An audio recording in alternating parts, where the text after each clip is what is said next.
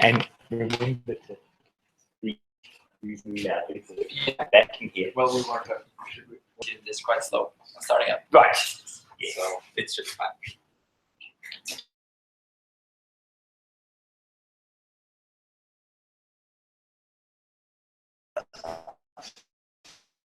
Yeah. Okay. Let's go.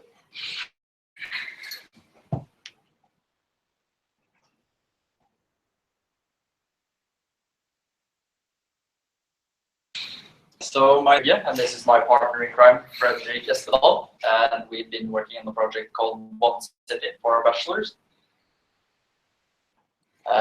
So to describe One City, we have to describe like the concept which it is part of, which is CityCop, which is a EU collaboration between different countries in order to educate people about community policing. So CityCop stands for Citizen Interaction Technologies Yield Community Policing. Kind of cool name. So the goal of CityCop is to educate both police officers and people in how you can do policing in other ways than just chase criminals. Like how can you deal with riots by preventing riots, by talking to the ones you know that are starting the riots, like the ones who like ignite the flame in certain groups. And for this project, we had contact with our with a person in Spain named Hugo Duarte di Sausta Batista Egunotan, which has given us feedback on our progress and how we can gamify the experiences he wants for the game. So me and Fredrik, as well as Mariusz Nowostowski, to our lectures. We also worked with a Polish master student named Tomasz Dobczewski and Richard Barlow, an industry professional from Krillbite. When we were discussing our bachelor, we thought we wanted to do something with AI. And when we discussed that with Simon and Mariusz, they were like, well, we're into a project and we need some AI. Do you want to join us? So they took us on board. And for this project, we used the game engine Unity, as well as some existing tools in order to get the game up and running fast, including the 2D toolkit for handling sprites and animations. We also use JSON.NET for serializing our objects and saving to the backend server, as well as a City Builder kit, which is a professional toolkit for developing similar to Clash of Clans kind of games for mobile. Solving and why? Well, the game design revolves around community policing. You're supposed to play as the police and manage police forces around in order to maintain order in the city. For this to be a proper educational tool, we've decided to split it into 3 different platforms, which is a city builder for creating instances of real-life cities, which you can play scenarios in, which is why we have a scenario builder for scripting events such as demonstrations or riots or events. You can also use the scenario builder to define your population in the city, which still has to be implemented, and the actual game where you control police units and the simulation you'll see running. Yeah, so we split the project into different modules and we're working on separate parts. So me and Klaus was mainly working on the AI, and while Klaus did some more on the citizen parts, I also worked with the city builder and serializing it and saving to file. And Mark took care of the backend as well as meetings and making sure thing. And Simon was involved everywhere. He did scenarios, he communicated with our contacts in Portugal and Italy, and he also made various formulas and also has responsibility for input and handling controlling. And then we have Thomas, who has been working with the policing parts. So he is researching and talking with our contact Hugo about certain aspects of the game, as well as then how the police can actually and city. And the saving and loading, we will talk more about this later, but it was we had to rework the saving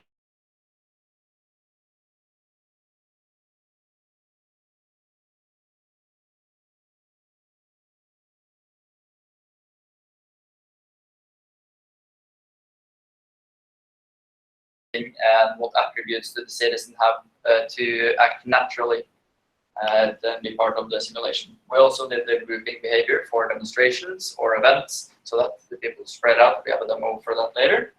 And we also had some rendering issues since we're working in a 2D isometric game, and drawing people in the right order in relation to buildings and so on was a struggle we deal with. Yeah. So the city builder is one of the 3 modules which we created. And originally, this is what mostly has similarities with the actual kit. So they have a shop where you can purchase buildings and units and place them into the world. We figured out that they have restrictions on both resources and limitations on capacity. And we didn't think this would fit for a sandbox creation tool where we want the police officer to be able to create various cities, which look similar to cities they want to play scenarios in. So we had to modify the shop, adding our own content into it, as well as cleaning up some of the UI to make it more clean in general. There are a lot of UI elements which we don't really need for our game, so we had to clean it up. And we also changed the saving and loading of the city, which is built by the city builder, which I will talk about after a demonstration of how the city builder looks like. So here you see the game, and you have this store where you can purchase different kinds of buildings, and then you can move around to place them on the map.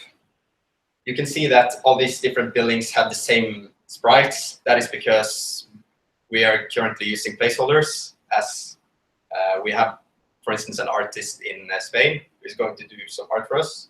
So right now we're using most of what's inside the kit itself. So as you can see, the tiles are slightly covered. We'll go into that later. Yeah, so the red has to do with fear. And in general, it would be quite tedious to just place one in one street like this, but we didn't manage to get that in time, but we would make the possibility of creating segments, like larger parts of the city, and then doing modifications. As you see those buttons down there, you are able to move and like delete instances as well. Yeah, and the main focus isn't the city building part. That's just a tool for creating the cities that you actually play in. So this will be used by the users using the application. And therefore, it isn't too much emphasis on improving the quality of the city building. Yeah, we wanted to focus on AI. So this was, as Claus said, it's a mean to get what we want to achieve.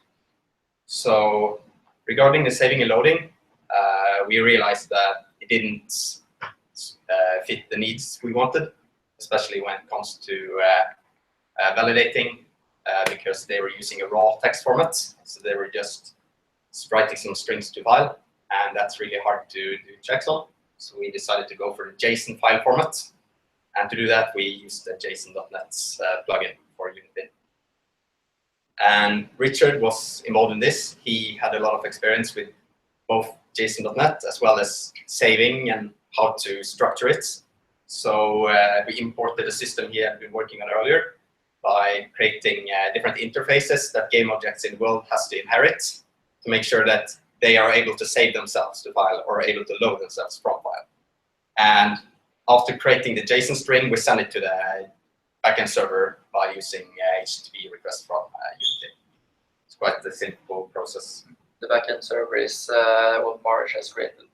Yeah, we also made a labeling system which makes it easier for the player to customize the actual city that they create. They could like say, oh, this building is the Eiffel Tower, or this building is a sports arena, and then that would be labeled with an instance.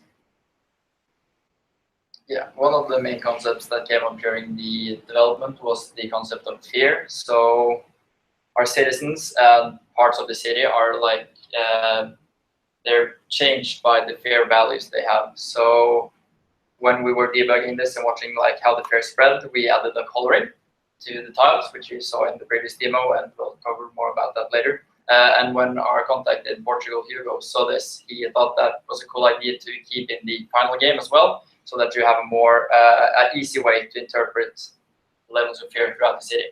fear is also affecting the citizens, and we have like a model for how we spread the fear between them. The citizens between themselves when they spend time at the same location, as well as to the surrounding environment. And this ties into the citizen attributes, where you can have high confidence. That means you affect the environment and people around you a lot, while you can also have resilience, which affects how much you're changed by the environment or other people. And by using these attributes alone, we are able to discern a couple of personality types. For example, gossip, which they talk a lot about their recent experiences, but they're also easily changed, while conservatives keep like a more constant opinion, and they also like spreading that around. And the attributes also include a parameter called caution, which affects how you move throughout the city. You can just go get that one. So this is a controlled example.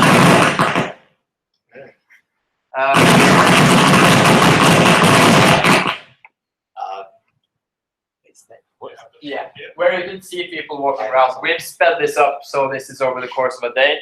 The citizens, now the roads on the top are covered by fear, and only one person is not really cautious at all. So he's willing to take the short but unsafe path to the goal. The other citizens, however, take the long route because they're afraid of the environment.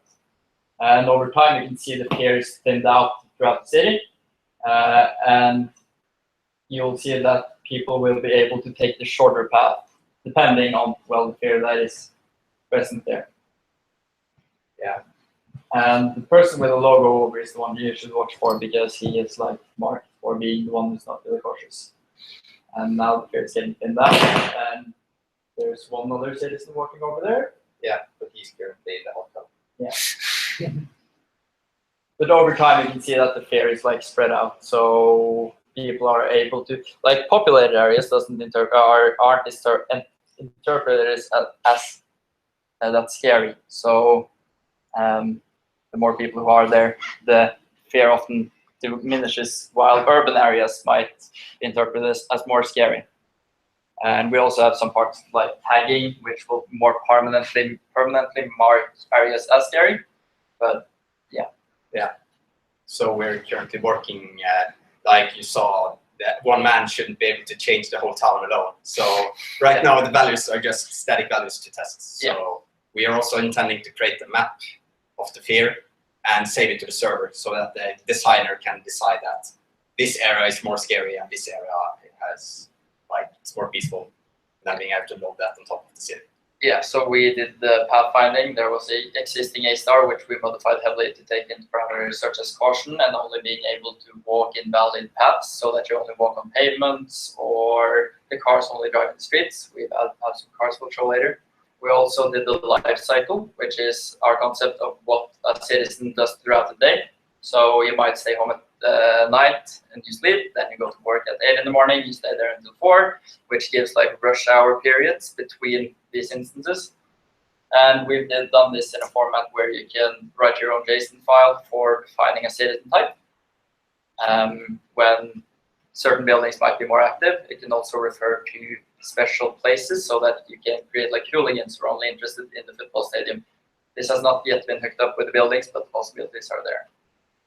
We also added a game clock as part of the feedback from Hugo, which is was used to speed up the game, which ties into the life cycle, like when does things happen. And we also added some cars. They're only there for aesthetic value, as they don't have any impact on the actual gameplay, but they drive around. So that leads to them being less polished.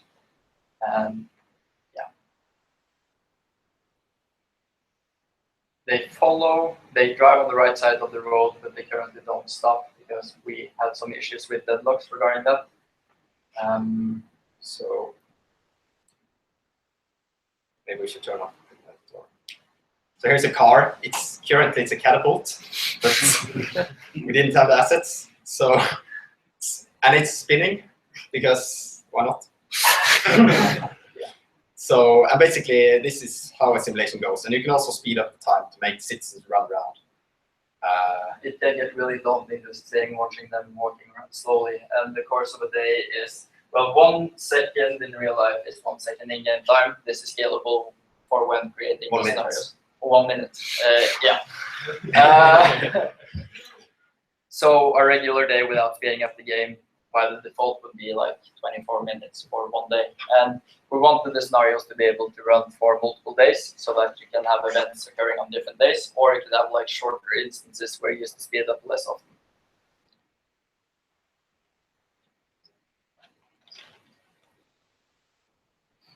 Yeah, we also did the grouping behavior for demonstrations. We wanted to be able to start like riots and so on. So how do we spread out the citizens?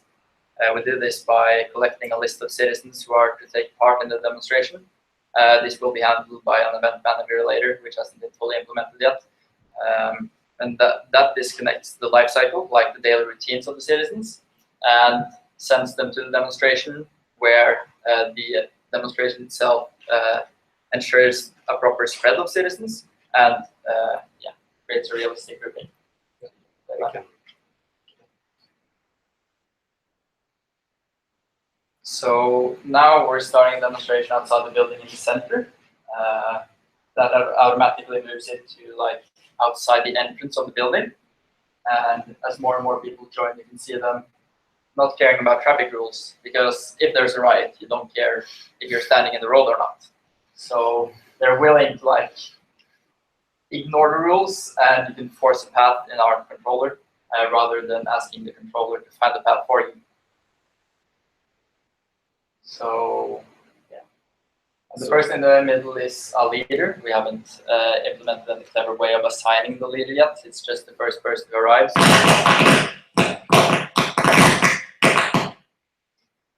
Yeah, so and the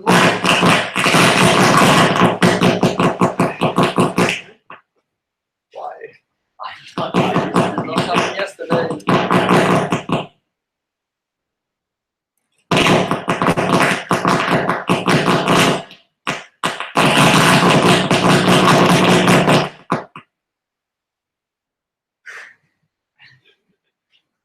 Yes, it is coming through the. It's the It's the HDMI.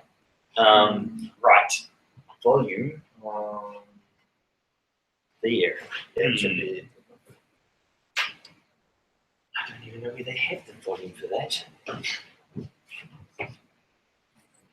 Oh, underneath. So, Sorry for the inconvenience. Yeah, we tried this yesterday and had no issues. So yeah, we've been have. It's a conspiracy. I'm just wondering if I gave it another input, it might. Just tell me what I should. So try putting it better.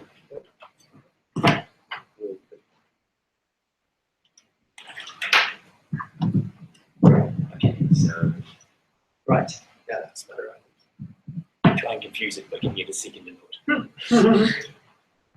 And so we can just show the end where when everyone has come, we can. Yeah, you can then disperse the citizens and tell them to go home. So now we're just unregistering random people from the demonstration, and then they continue their regular lives again. So that's how you do events. You would tell them to like abort your life cycle, and now you do as I say. And these groups are supposed to be clickable by the police, so that, or the player, so that they can interact with the demonstration how they want. At which angle do they want to approach the people, with what kinds of units? If you send like military units to hooligans, they might just get more enraged, while sending civilian or people in regular clothes might not make more frustration or yeah. So we also did some fixes with rendering. Like in general, there was a lot of issues, and we can't really show them all here. But we had to do a lot of other issues to like properly show what we have been doing, and rendering was one of the parts. As when you make an isometric game, you usually want different units to act differently when they are like behind buildings. You don't want to draw them, and so on. And we saw two different approaches for doing this. The first would be to cut all the buildings in two, and have the bottom on the layer, which will always be behind, making sure that the citizen will walk in front. Then have the top of the building on another layer, and then hide the player behind and the human. However, that would make a lot of work for the asset creators, as well as we wanted to do this programmatically. So we decided to use Unity's set depth by checking the Y position of the different objects. We gave them different set depths, which then would alter the drawing order, which makes sure that when this citizen is behind the T line, he will be drawn behind the building. We also got the golden rows to the bottom layer so that they're always drawn in front of behind the citizens. And it also led to some limitations, because in truth, this is not a line; it's actually a point. So it's when the building is not quadratic, it's really hard to make it possible for the citizen to walk properly behind the different edges of the building. So in this case, it's fine because he will always be behind at the same time. But if you have like a long building, he will be behind much later in one of the directions. That would cause issues. However, that could be solved by cutting it into. But we did like the decision to just keep with square buildings. So there's still a lot of further development left. The game is scheduled to be done later this summer, and we still like the police interaction. There's concept of zones, like how can you affect larger parts of the city at once, rather than it only being node-based. And also the scenario builder for setting up the different populations you want to take part in the scenario, or adding the events. So these are parts that still need to be finished before we can consider it a proper educational tool. So in conclusion, I would say it has been a very successful project. We have stumbled upon issues, but they have always been able to be solved. And while there are some parts which we would like to fix and look into, that will be future work. We learned a lot, like, for instance, how to work in a team.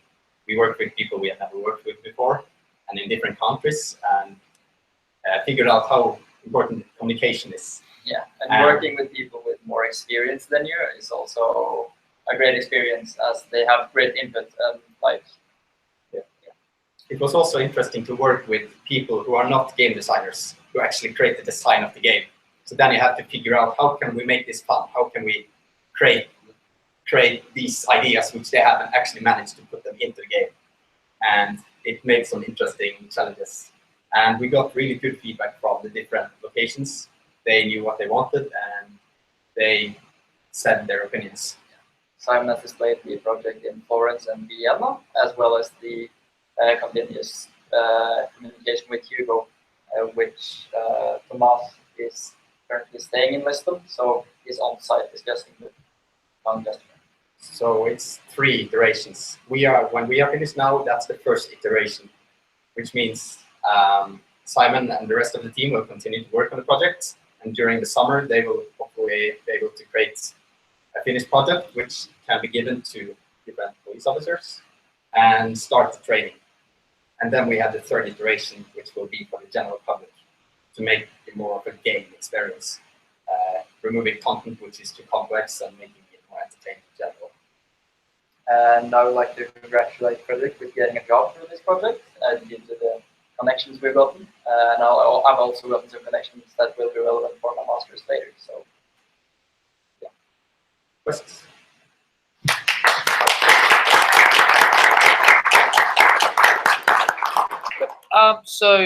Because it was a team, there was a lot of ideas coming in, and you guys had a lot of things to implement. Yeah. A lot of streams of requests.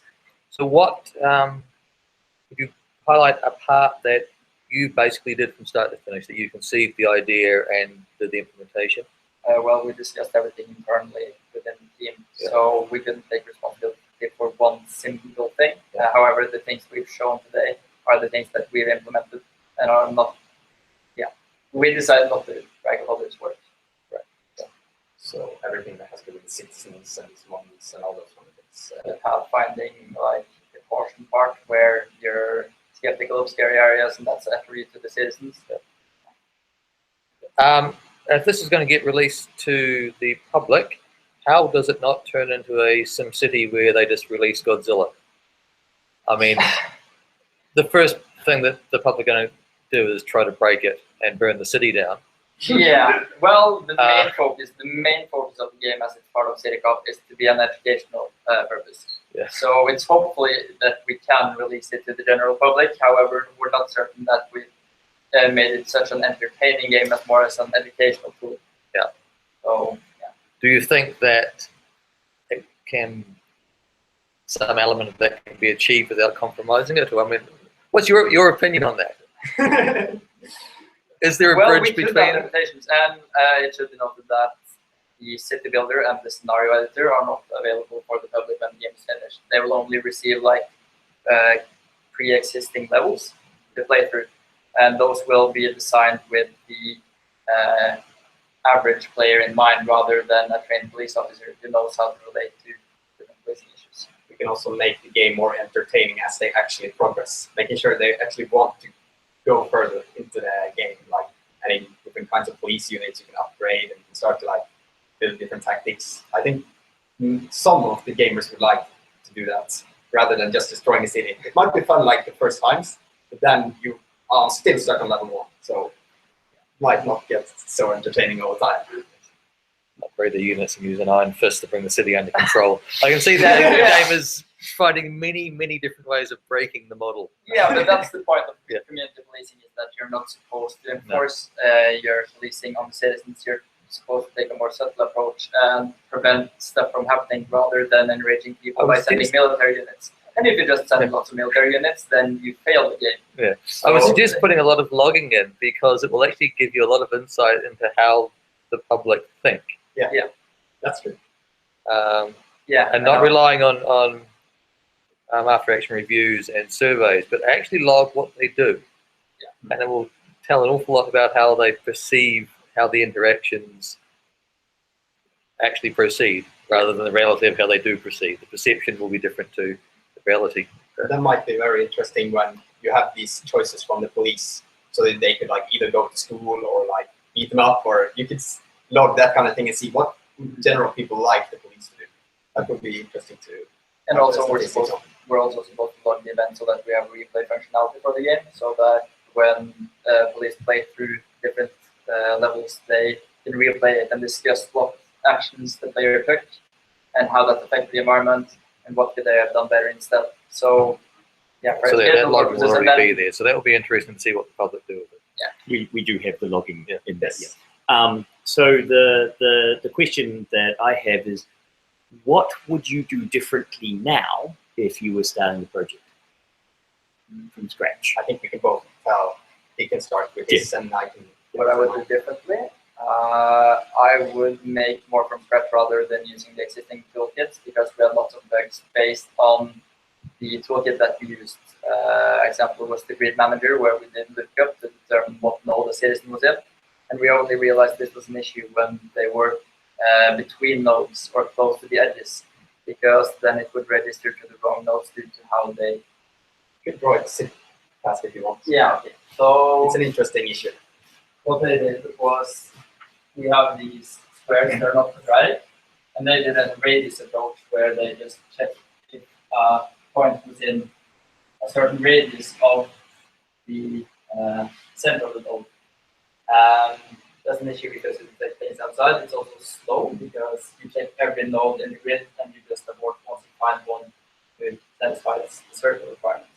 And we changed it to doing like translations of the grid. So we move the grid and then we scale the grid and then we rotate and scale it again, so we can directly map into the indices, which is both faster and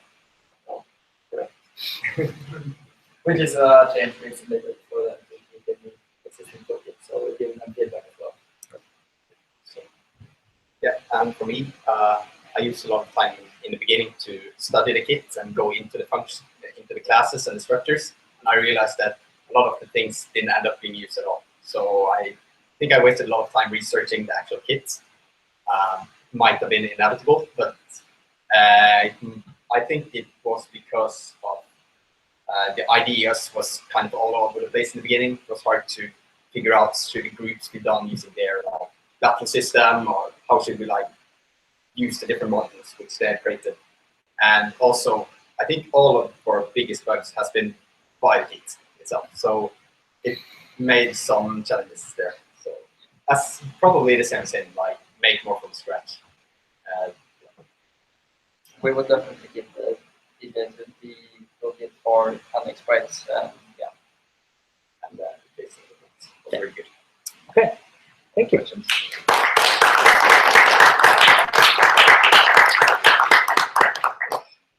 Right. So now we have Pierre Morton and Tom.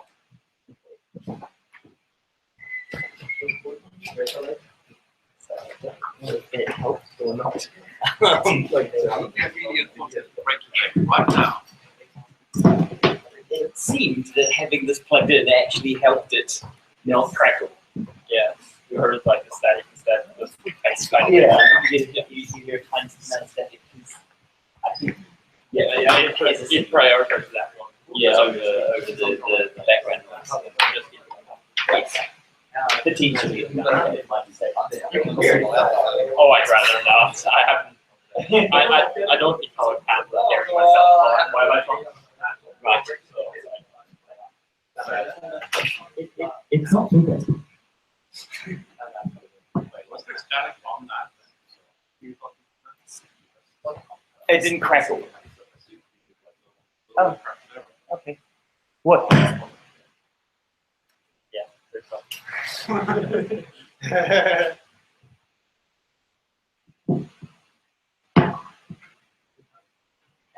We'll see. Just don't touch it. Yeah. Don't touch anything and don't have electricity. Okay, so the NOx ECS.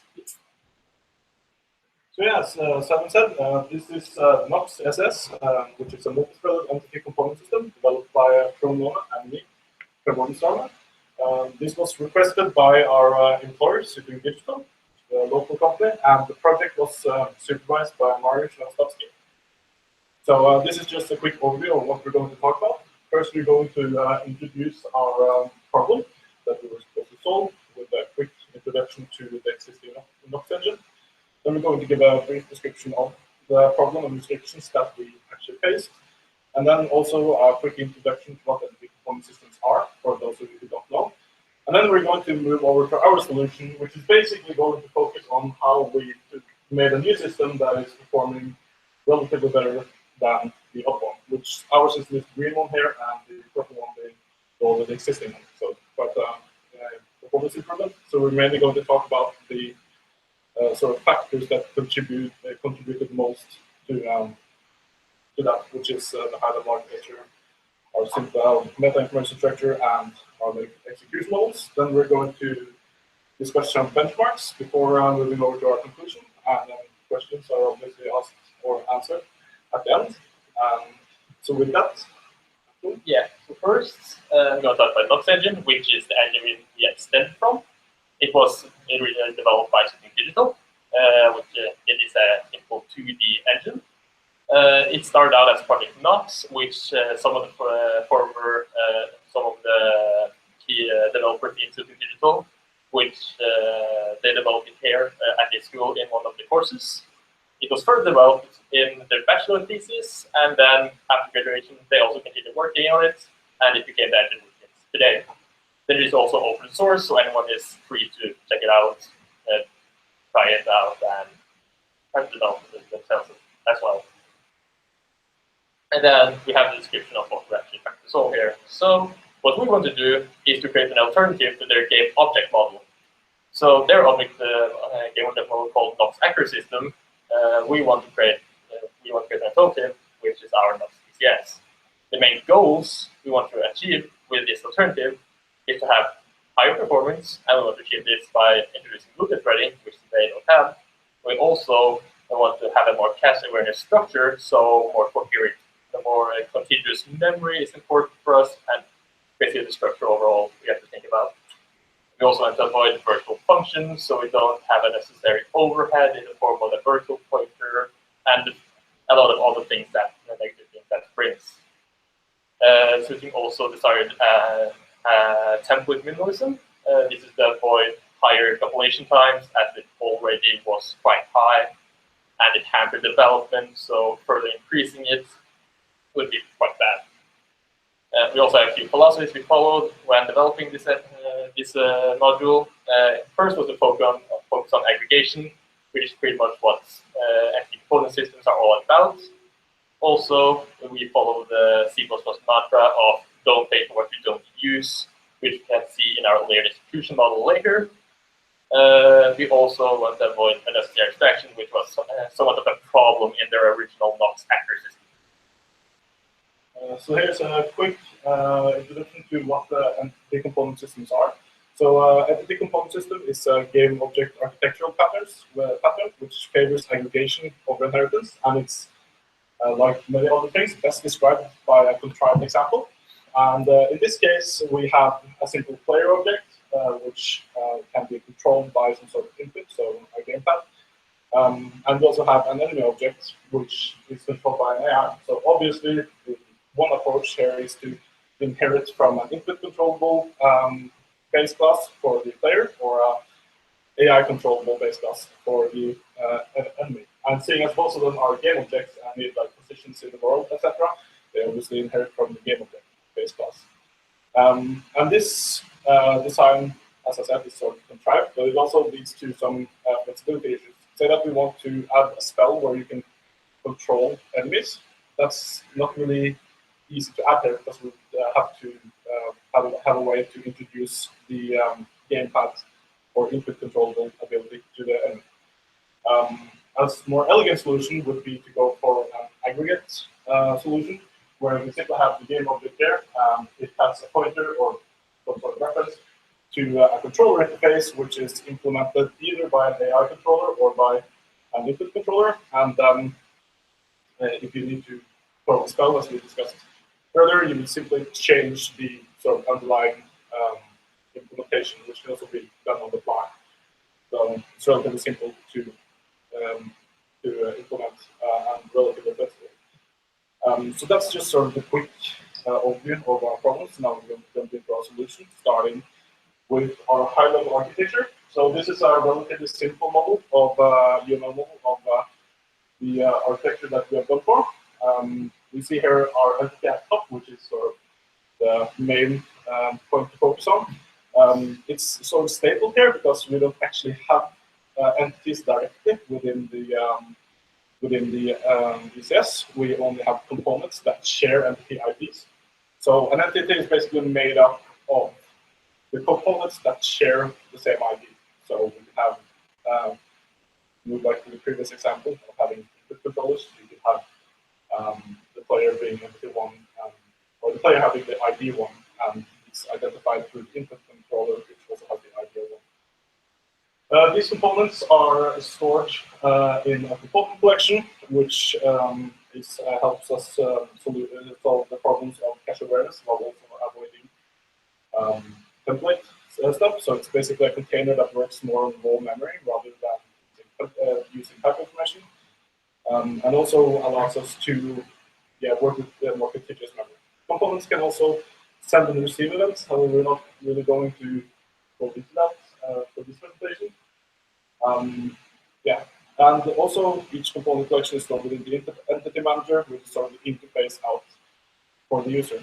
So now we're going to move over to the more important types here of the architecture, which is the meta information and operation types, which, as you can see here, sort of describes, as I said, it describes the type, while the operation types operates on components. And these are ways of solving type information related issues and implementing our own virtual functionality. So as I said, the meta information contains relevant type information, like the size of each object.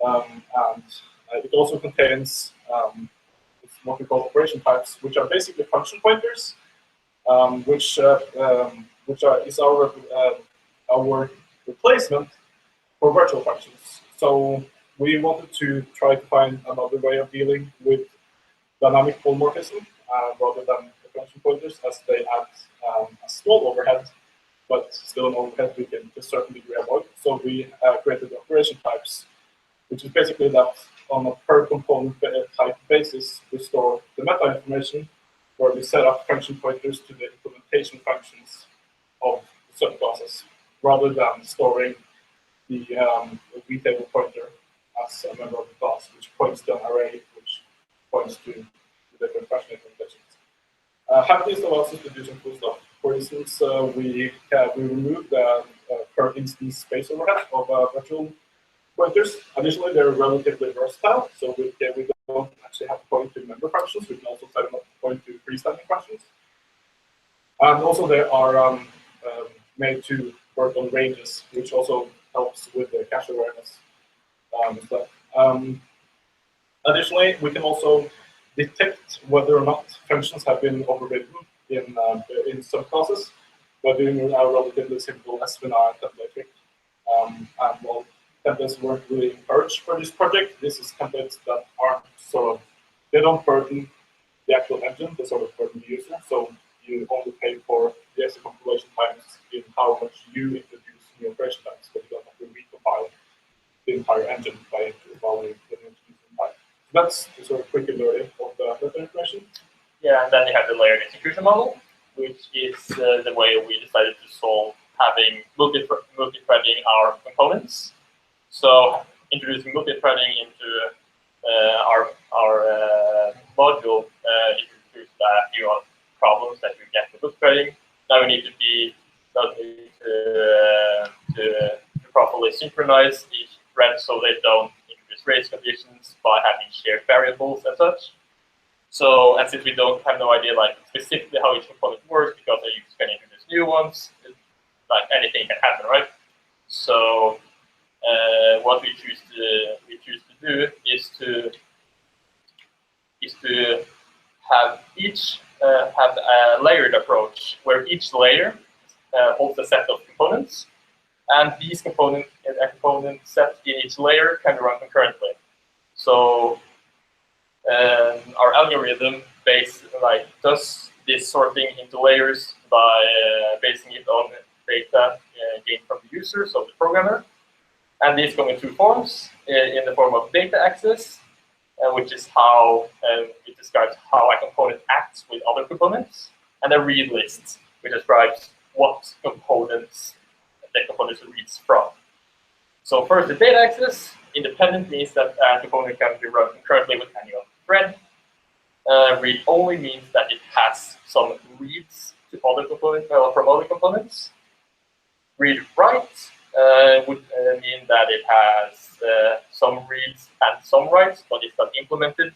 So it's pretty much handled as a node, which is default, which means we have no idea what this component does. So we just are pessimistic and says, okay, it can't be run concurrently with anything. So to make it safe. So if you see the top right, that's like a representation or an illustration of what the set of components could be like in the game. So each circle represents a component, and each arrow represents like a read. And the 8 is an exception. It's an unknown, so it's drawn differently. And if you look down below, that's a representation of how we want to end up. So that's the layered execution model. So you can see each separate layer which is separated by the horizontal lines. And you can also see the 8, which has its own layer because it can currently exist. Also, you might see that it's split nicely into 3 and 3, as it tries to. This is because we also want to take into account how many threads you have available when actually running these components. So in this example, we just get numbers of 3. So we want to keep the amount of components in each layer divisible by the amount of threads you have. This is because if you, for example, on the second layer, add another one, you add 4. So let's assume that you have somewhat similar workload on each component. The first 3, you work on the first 3 components. These done at a somewhat similar time. Then you have one more component to work on for 3 threads. So 2 threads will have to wait while one of the others actually does the work. So it's probably better to just move those components further down to layers below to actually fill those out better. So now the actual algorithm. So step by step. So we see on the left, we start there, and we already have the 8, the unknown one. Since we already know it can't be placed with anyone else, we just place it right away. Then we quantify how many reads each component has with other components, and then we sort them. So we see the top, the 2, which has most, and 1 at the bottom, which has 0. Then we first pick out the first component we want to create in our layer. This would be the one with the most read counts, which is 2 in this case. And we invalidate the components that has read access with it. So in this case, 4 and 7. So they are now colored in red. So now the next step will be to add more components, but now we want to add the ones that add the fewest new invalidations, so that we don't want new red components, basically, which means we can add more and more components as much as possible. So we choose one because it has no new ones, and then on the last step we add 3, which has 1 new component, and it invalidates the number 5. Now we could try to add 6 and 9 to the layer, but we want it to be divisible by 3, and the next number that is 6, and we only have 2, so it's not possible. So we just say, okay, we're done with this layer, and then we move to the next layer, and we now use the components we have left, so the invalidated ones become possible using. And that's pretty much the algorithm in Linux. Kind of. And then we start with our benchmarks. We first start with fast spawning. This test is pretty much to see, to compare how fast each module is able to spawn and delete components, and well, actors and their components. We do this spawning and deleting operation 10 times, as you might be able to see in the graphs. The graphs represent allocations and deallocations of memory over time. The test is a little bit faulty in the fact that our Nox CSS doesn't support the same amount of features that the original Nox actor system supports.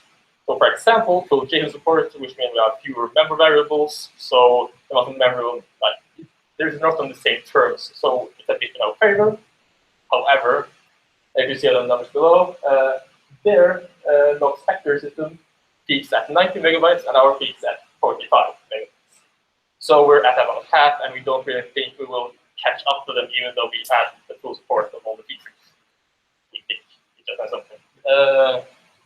Also, if you look there, Nox actor is the one above, and ours is the one below. You can see that we have a much better memory retainment, so we don't, since their values in comparison to the peaks are much lower, or the difference is much bigger than on ours on the below, which means we don't have the memory to allocate and deallocate memory all the time, or not at least the same amount all the time. Yeah, so the next benchmark we looked at was the one called the new recently components, which was a more general test case. Basically, the way we did this test was to have a certain amount of entities in the world with Android Mini components. In this case, each entity in the world had 20 components, which did mock work, while we scaled from 100 to 1,000 entities, and then we looked at basically how long would it take to do 10 iterations of sort of the game loop. Each component was basically just doing busy waiting. And as you can see here, this is the graph we showed earlier, that we sort of perform better than the Nox actor system. We also scale better. And it should be noted here that for this test case, we actually had, so half of the components were required to read from other components, so that we didn't get an embarrassing parallel problem. While a quarter of them were unknown, and the last quarter were independent, so you can get it with almost everyone. Additionally, we did some benchmarks for an internal optimizations to check what gains we actually got from the different implementations that we got. So the execution layers was the one that we got the most gains from. We got some minor improvements using our own virtuals. And we also got some minor improvements using local memory. Additionally, we have this concept of type identifiers, which we use to identify component types, which can either be created through hash strings or directly through numerical values. And we wanted to check the difference between using the hash strings or the numerical values. And the graph is showing here describing the different ones. It's a relative scale, so we're sort of at the 1 here. And once you're moving sort of down to the 0.50, then you're moving half as fast as our regular version. So as you can see, we gain more by adding the execution layers. However, the impact of that starts diminishing over time. That's mainly because we're starting to use more and more time of the program in event handling and stuff, which currently isn't properly multi-threaded, so the impact isn't that much. But you can see that we are consistently getting the regular in-place virtuals and also the virtuals which which uses, or also there are times we're using components which are just randomly allocated on the heap using unique vectors. Additionally, as you can see, the type identifiers sort of hampers performance quite a lot when we're using strings rather than numerical values. That test is sort of flawed because there might be done some allocation behind the scenes there, but it shouldn't be because the sort of short string optimization that different compilers use should catch up to that. But it's still some extra overhead of doing that caching. So that's the general benchmarks. So our conclusion is sort of that performance should perhaps be followed at a more architectural level, as seen in the last graph, that the individual optimization did not improve that much, with the exception being the execution layers. However, they were like directly allowed by our architecture. So that's sort of something that should be focused on when you're planning a new system. Yeah, and there's also a lot of future work we want to do. For example, we want more representative test cases in the form of proper counter test cases.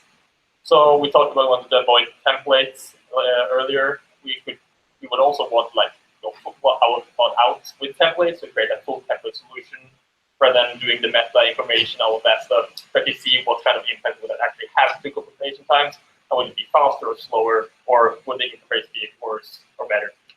We also want to test on mobile platforms. This is because we did try to do some optimizations aimed at mobile platforms, mainly with taking advantage of their weak memory model in the multi-threading part. We also wanted to use multiple compiler for the test. We only use Clang, but it would be nice to also include. We only use a GCC, I mean. We also like to use Clang and the Visual Studio compiler. So in general, what we've achieved is a significant performance improvement, but without sacrificing that much functionality by simply rethinking the approach in a more sort of multi-threaded or in a more multi-threaded way. So with that, is there any questions? Thank you.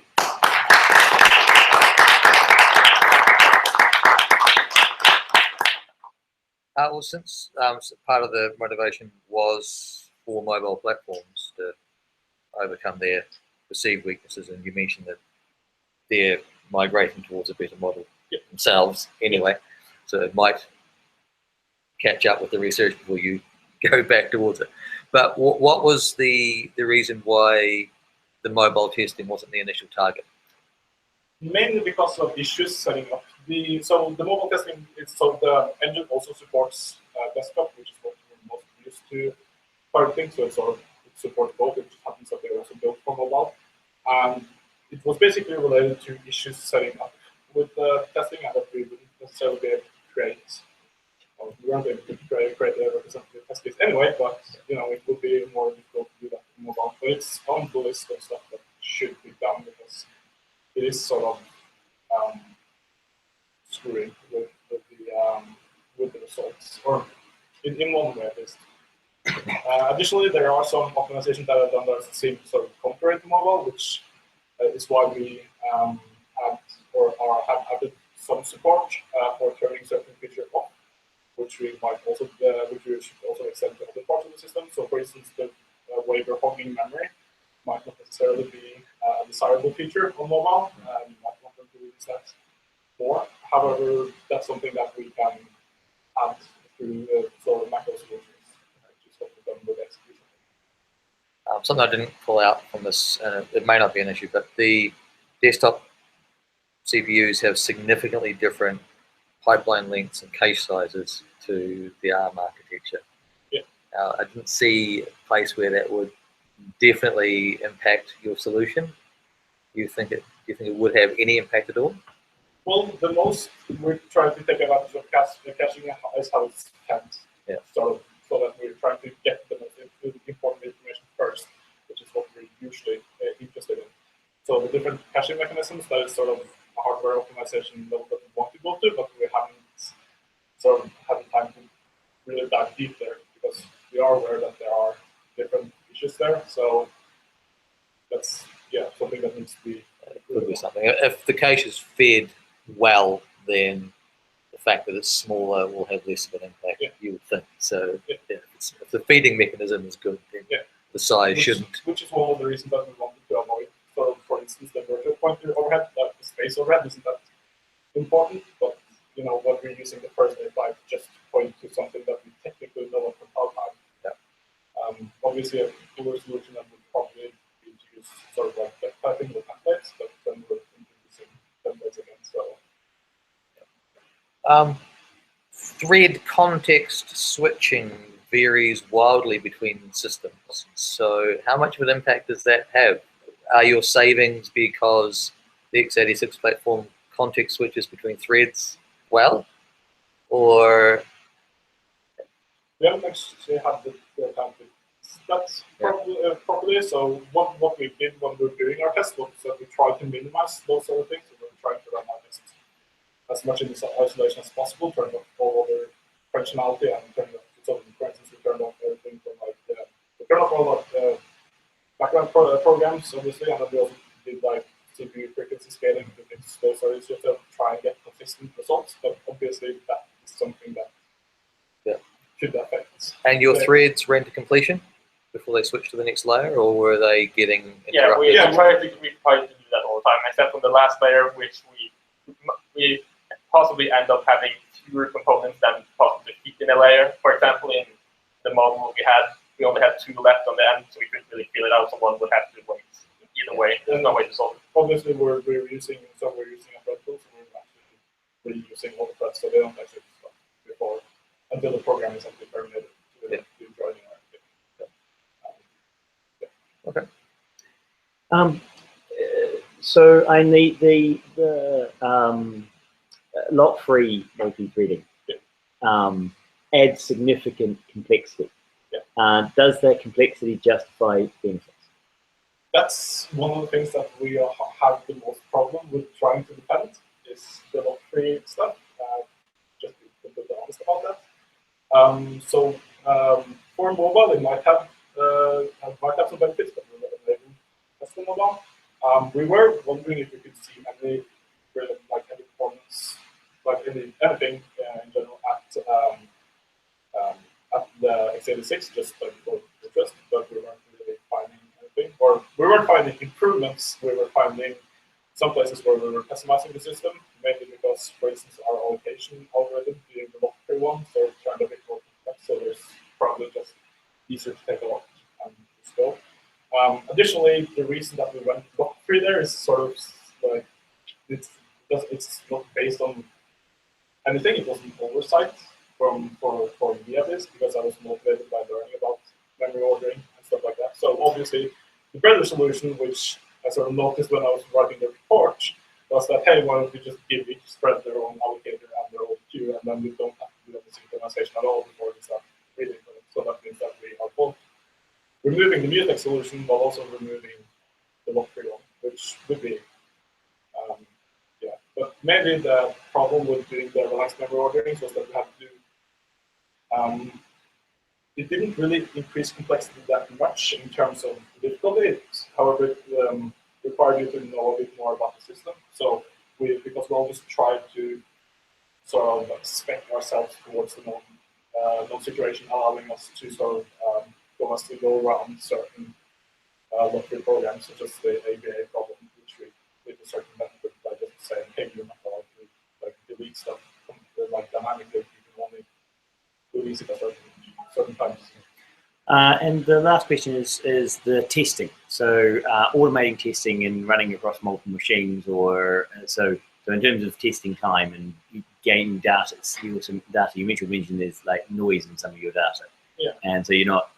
So how much of the testing was automated, and how much could you leave running over time? Oh, we could pretty much run the entire line.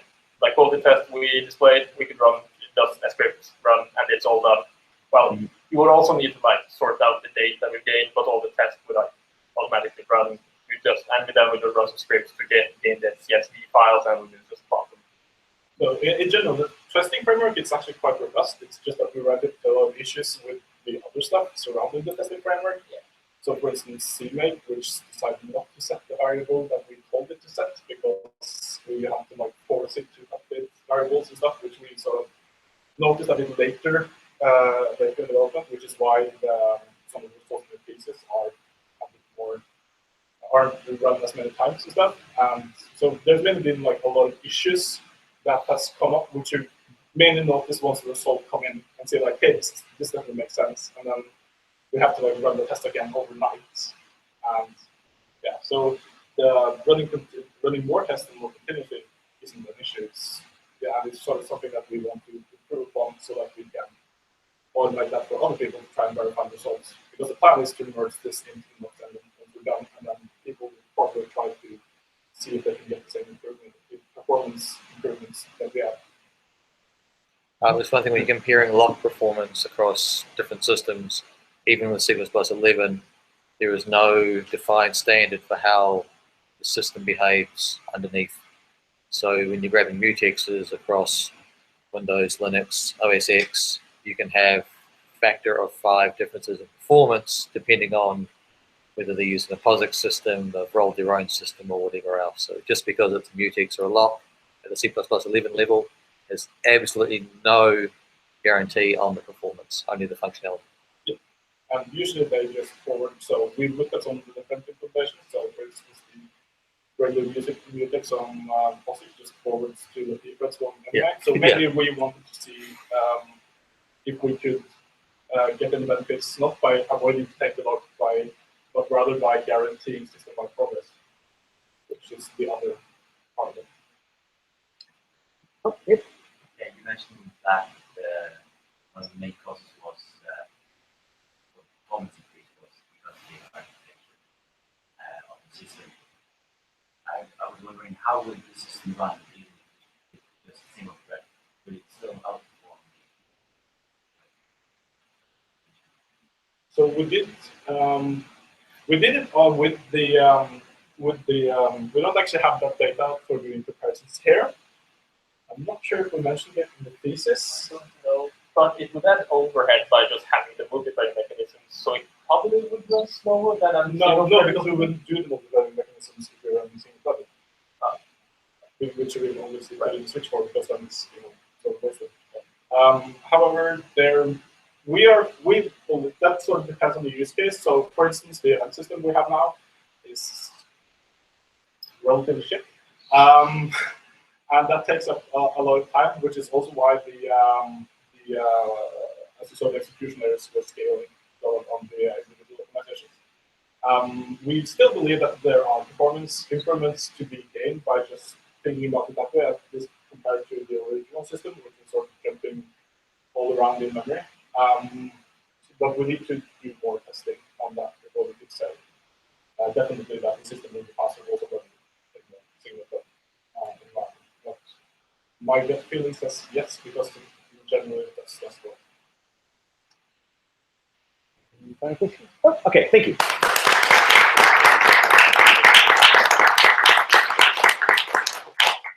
Now call on our last group for the presentations. We didn't get any crackle in that, so hopefully it's doing its job of defending against crackle. That's very good.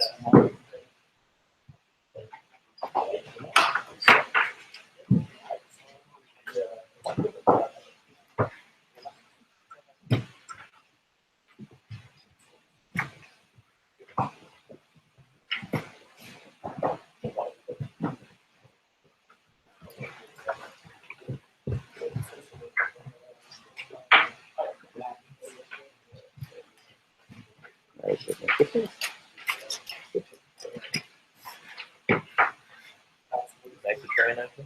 He made the train okay. He's on the train. He's watching the. So Mariusz is on the train watching the feed. So. How did he appreciate the Yes. I think the speaker moderates it, so it's not as bad when you're hearing it through the through the speaker. So. Okay, so our final presentation of the day is Everson. Is that how I say it? Okay. All right, thank you. So. Yeah, so Project Everson, the lecture, where the bus down gets down on the computer,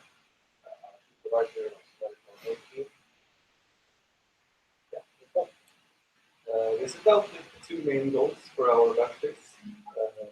Sebastian and I wanted to design and implement the game using a professional game engine, while Petter wanted to learn more about Vulkan and implement the dynamic construction of models. As Petter's work could potentially increase the performance of our game and add some cool features to it, we decided to collaborate and make it a unified.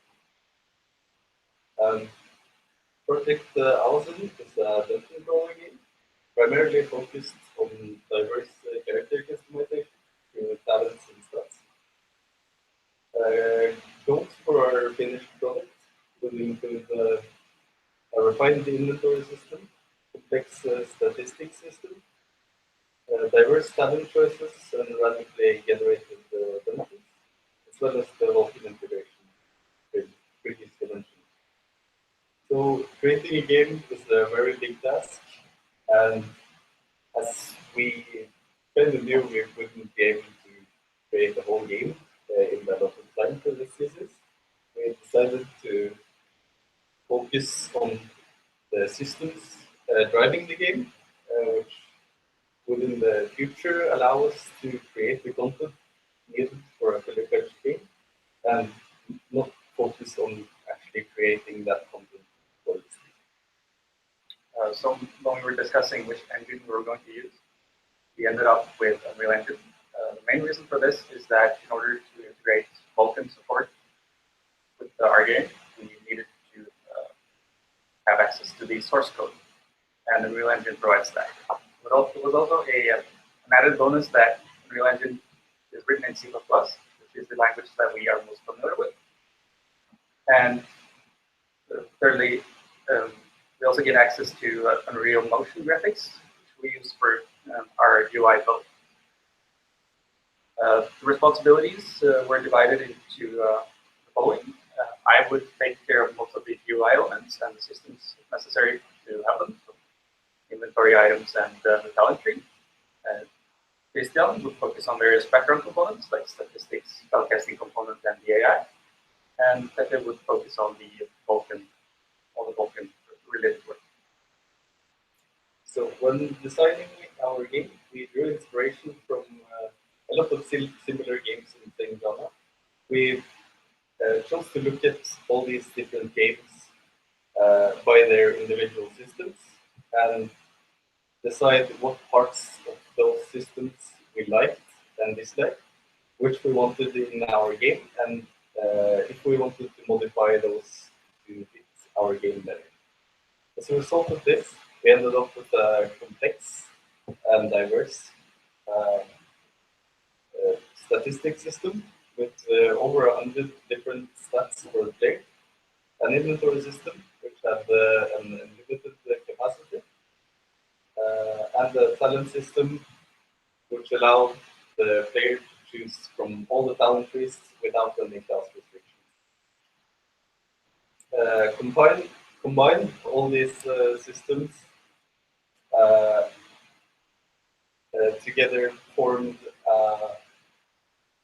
a system with a huge amount of possibilities for the players to customize their own experience. Right, so now we'll have a live demo.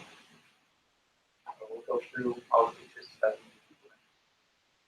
So this is the entry point of the game, the main menu, where we can go through character selection, configuration, where we can set game settings and graphic settings. And then we have a credits page. We'll go into character creation, and we can see that we have a pre-existing character called Cardboard Bob. We can also create new characters, but for the purpose of this demonstration, we will be using a pre-existing one. Start. So here's the world we have loaded in with our character, and start moving into. So the first thing that happens now, an enemy has spotted us. It's going to try to kill us, so we need to defend ourselves. In order to do that, we need to have access to some spells and abilities. So we have to can open the telemetry. Here's the telemetry, which is automatically generated by the amount of different types of telemetries we have, and filled with the data reported from Google Spreadsheet. Currently, we only have the fire towns imported, but it would automatically import them depending on which type of telemetry they would belong to. So for now, let's grab the Fireball talent and the flame string. If we open the skill window, they should be available for the player to drag to the action bar and utilize.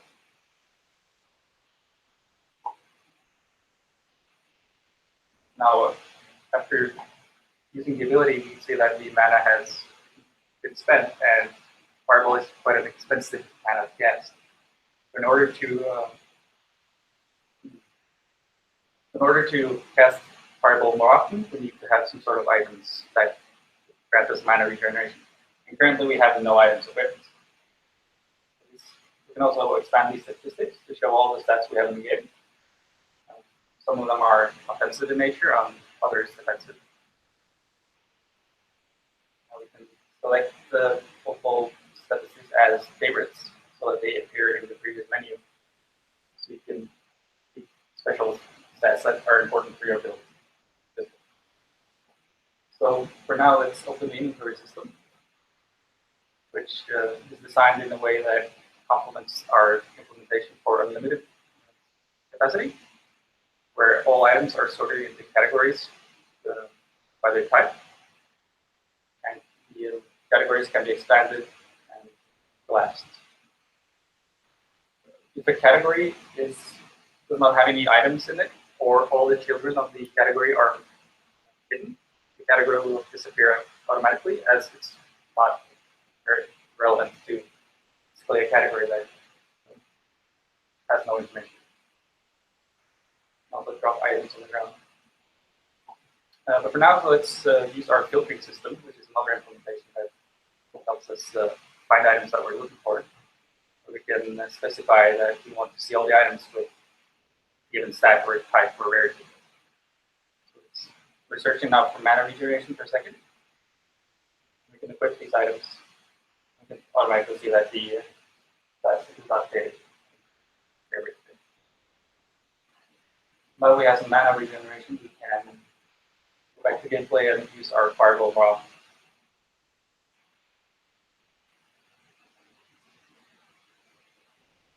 So now that we have a group of multiple enemies, where Fireball is not very good, as it only deals damage in a very small radius.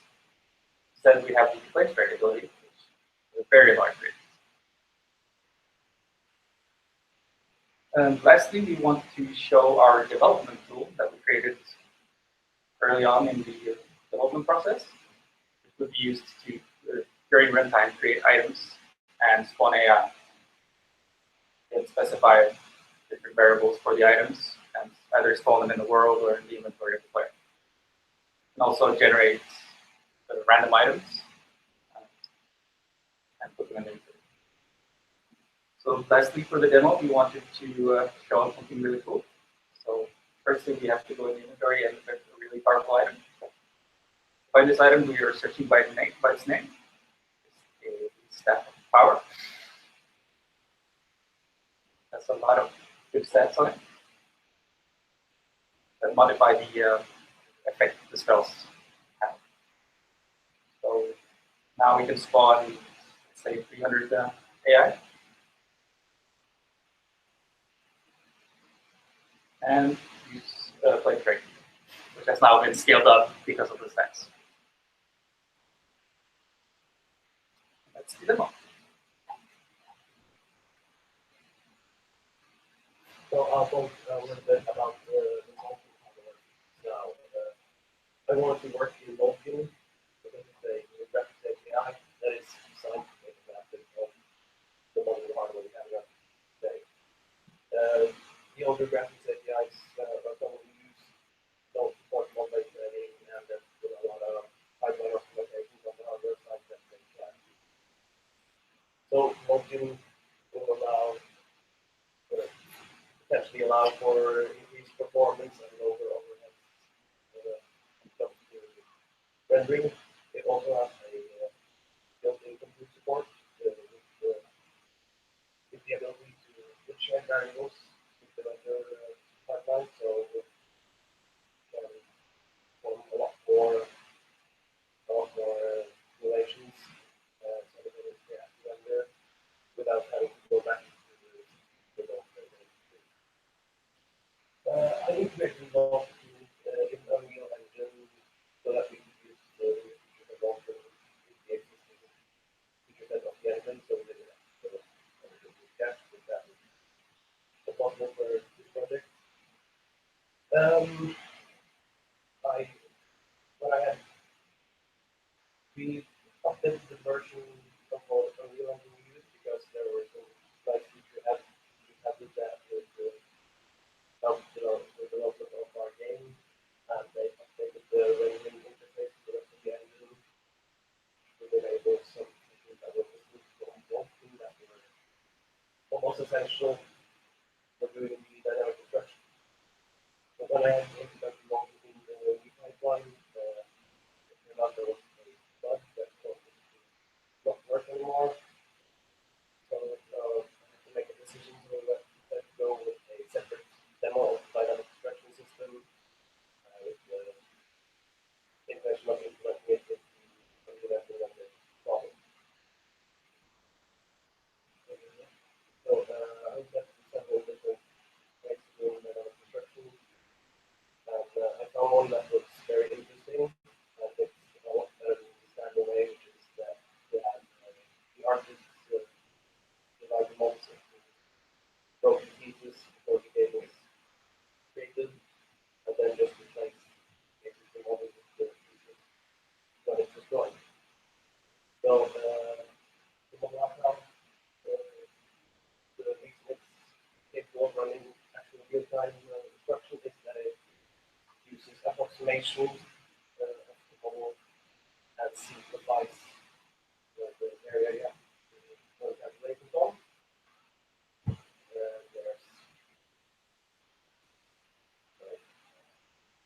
It creates a volume around parts of the existing model. The representation of line does that. And then it works on that instead of the entire visual mesh, which is more expensive to visual mesh. And then the representation is quite easy to subdivide like fracture supplies, factoring of how the construction should look. And you can see how it looks in the 3D model pictures. This is something we can only do because of the features of Walt given today, the overhead and the built-in compute pipeline support. I'll now do a small demo of the construction system. The demo is very rough as it's implemented in a 4D build framework. And you'll see some graphical glitches due to how I capture models in a very bad way. If there's an issue with the draw sequence, that causes some draw order. You can see I use a simple cost pattern for the construction, but that's changed. And you can see it breaks where I play. It's a bit accurate because I don't have this is everything implemented. That would be hard much to do after having implemented the broken and so,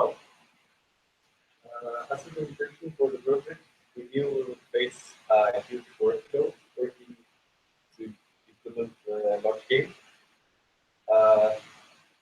We did scope down the project, but there were still parts of it that we hadn't really worked with before that still surprised us in the amount of work that had to be done.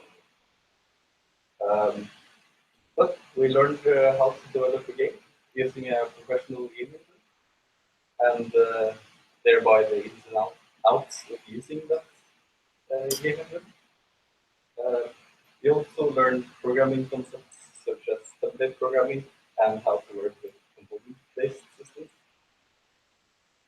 For further work on the project, integrating what Petra does with Vulkan into the game would be one of the main steps, and adding multiplayer support for the game, which was scoped out due to time constraints, as well as the level generation.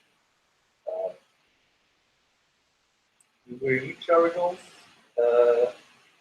I would say yes, and we all agree on this. We had scoped down the project to focus on the systems that would be needed to implement the game. And with the exception of the random level generation, we implemented what we had scoped the project to. And the implementations we think are fairly well done.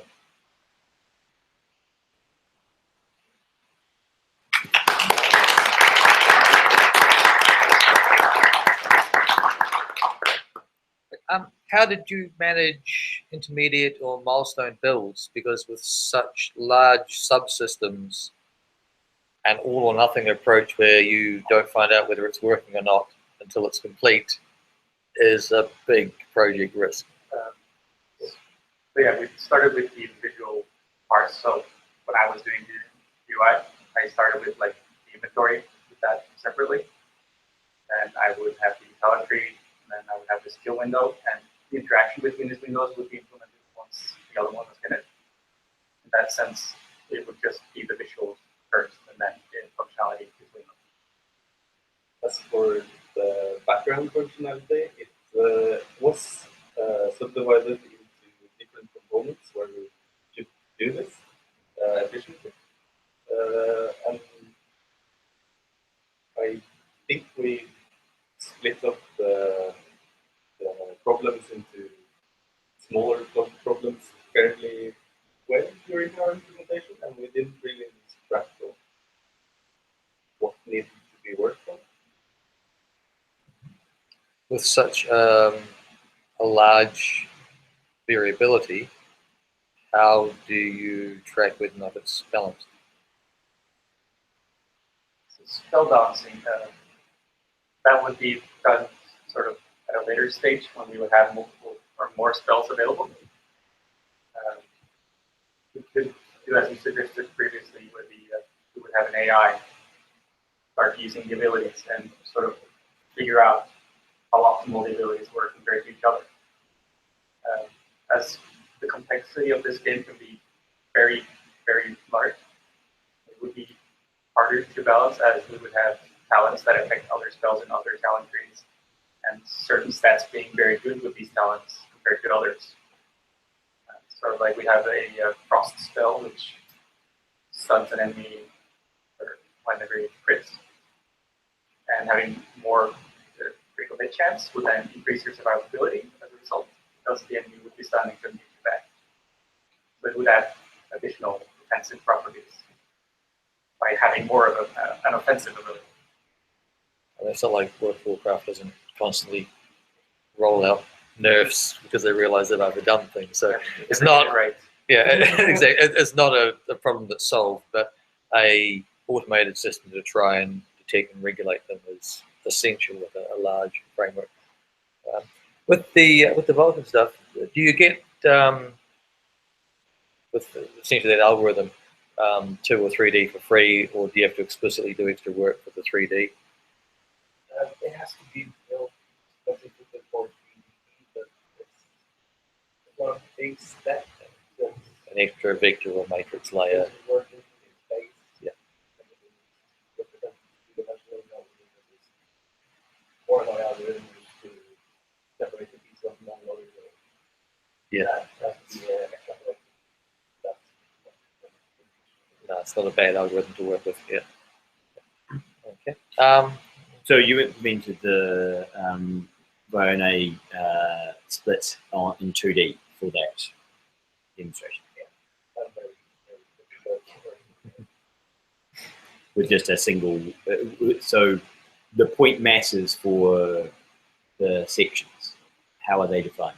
Because you click and you create 4.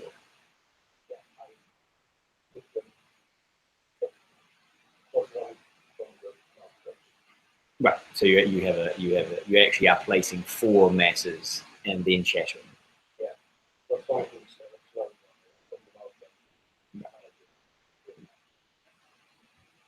A nicer demonstration could have you actually placed the masses. Yeah. And then press space to shatter. How quickly are they rolling Vulkan into their engine? I mean, they introduced it with a bug. Are they patching it quickly, or? Not really. It seemed like they changed focus after they released it. I haven't been playing a lot of it lately, but following months when anything mentioned about it. They are working on it, but I think they kind of struggle with it. Running it more. Yeah. Now rather than I think once they go to full multi-threading, the complexity of the task will always be larger than they scoped. yeah, the issue was inside the memory management system. That's a lesson to learn, no matter how much experience they've got at scoping. When you get something as complex as full multi-threading and memory management, you never get the scoping right. And there's always a bug in there somewhere. Yeah, it'll be interesting to watch their blog releases and that sort of thing. I was surprised that they brought it out, or claimed to have brought it out as quickly as they did. They brought it out as Yeah, no promises made. Yeah.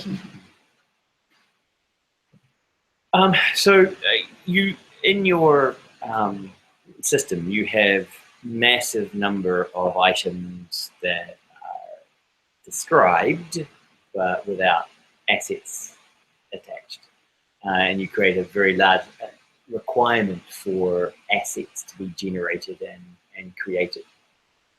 And some of the limitations you identify is that you don't have those assets. So how much could have that been avoided by decreasing the sheer number of things you were describing?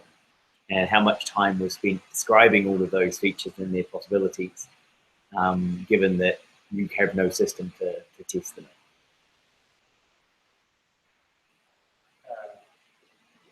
I'm not fairly sure if I understand the question. Should you have made it smaller? The scope of the game? The scope of all the talent trees and all the abilities and all the items, because you have large numbers of them, and there are lots of descriptions written.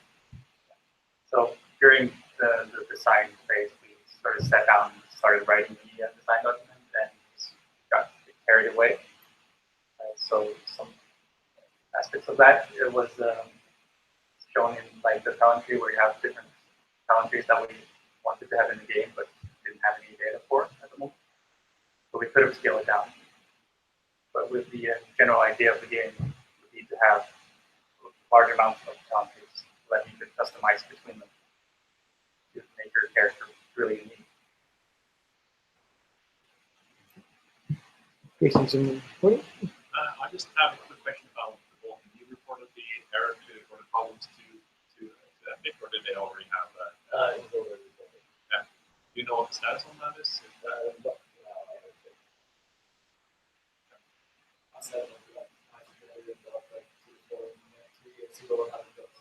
So Epic is overworked. Okay. Any other questions? No, thank you.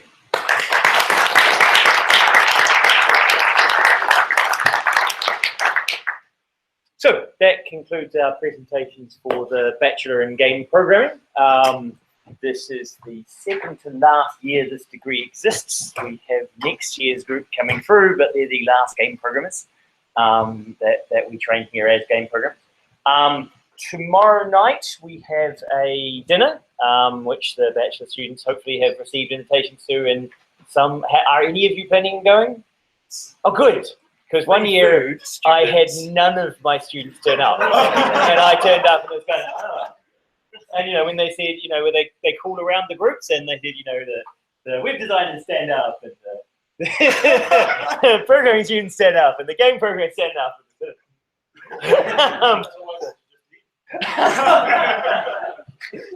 Free food. I spent so long being a student that it kind of takes a long time for the free food mentality to escape. So I'd like to thank everybody for turning up and presenting. All of the theses this year were actually had a reasonable amount of content in them. People put in work and work with it. So I was proud of all the stuff that you've learnt during the 3 years you've been here. If I don't get a chance to see you again, hopefully the course as we've run it and as you've learnt and developed as individuals through the 3 years that you've had me standing in front of you talking has benefited you. And so hopefully when you go out and look for jobs and you reflect back on the years you spent here, you will find them as valuable and educational, and you'll take that with you. And the final capstone project of a bachelor thesis, where you hopefully put together a lot of the things you learned and learnt new things and can now show that off professionally. So thank you all for coming and spending your time with us. And if we don't see you tomorrow night, good luck with your careers, and hopefully one day in the future I'll be able to come and visit the companies you work in and ask you what we should have been teaching. So thank you very much.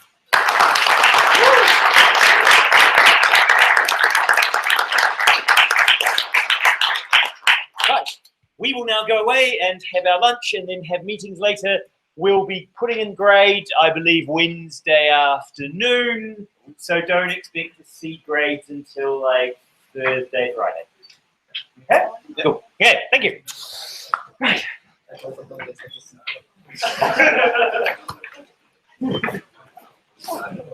Oh, that's good.